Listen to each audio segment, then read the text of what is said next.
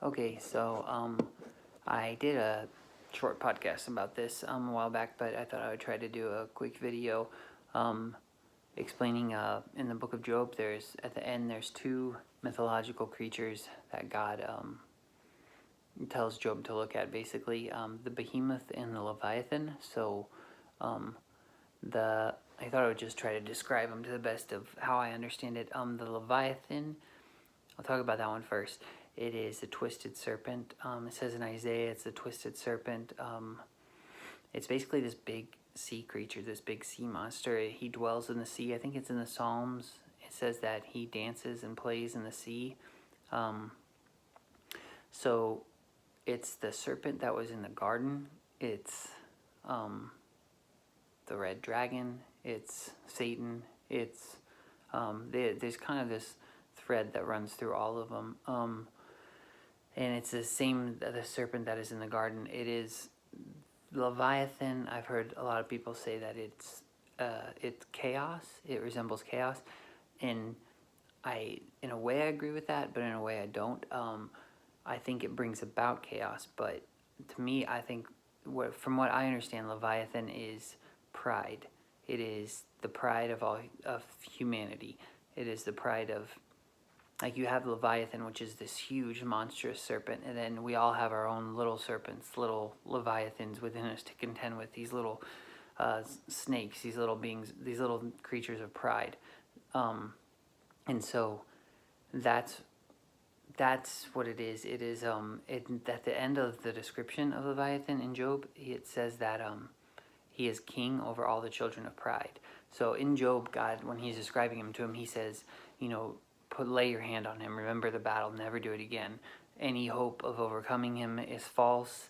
You can't beat him. You can't do this on your own.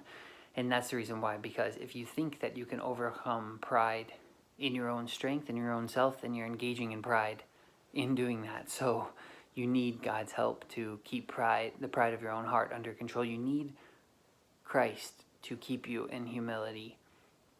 You can stay in humility for a time, but not eternally. Across the spectrum for all eternity, you cannot keep yourself in humility apart from God. So that's what Leviathan it is. The serpent in the garden. It's the self-exaltation of man. It's the pride of your own heart. It's the pride of Adam, pride of mankind as a whole. The body. Adam is like a symbol of all mankind. So Leviathan, like, you have your own little serpents. Each one of us have that, but Leviathan is a huge sea creature. It's a big sea monster. It's the pride of all mankind in this one monster. Resembled in this one monster, basically, in the image of that one monster. So that being said, this is another one I'm still a little bit unsure about, but I guess that's to the best of how I understand it. The behemoth would be the righteousness of all mankind. In Genesis, when it's talking about when God makes the creatures, it says he makes all the beasts and the creatures of the earth, and it says then he makes the cattle, I think is what my translation says. And so I looked that up, and that word is actually behemah. And so that's kind of, it's the flock, the herd, the ox, the donkey, all those animals that I think are kind of, all those animals in one fall under that one category of behemoth. Like, it's all of them combined. And all those creatures, I think it's towards the end of Leviticus, it says, whatever passes under the rod. So all those creatures go under the rod. They go under correction, under judgment. They're all domesticated creatures. They're not wild beasts. So they have an order and a righteousness to them. The reason I don't necessarily think it's like the behemoth is, that's the best of my understanding, is it's the righteousness of mankind, which is a good thing, but you can fall into self-righteousness. I don't think it's best. Like, I don't think it involves, I'm trying to think of the right way to say it. I don't think it involves Christ, because it's still a creature. It's not in the image of God. It's not man. It doesn't necessarily resemble the Almighty. It doesn't resemble Christ. It's still a creature. It's a good creature. It's domesticated. It says it's first of the ways of God. So it puts God's ways and his righteousness first. And it says it has confidence, though the Jordan gushes into its mouth. So it's that righteousness, when you are living rightly and walking rightly before God, that gives you confidence.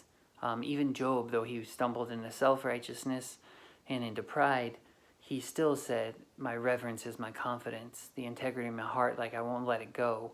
To my righteousness I hold fast. So he still wanted an appointment with God because he was still holding fast and confident in his own righteousness, in his right deeds.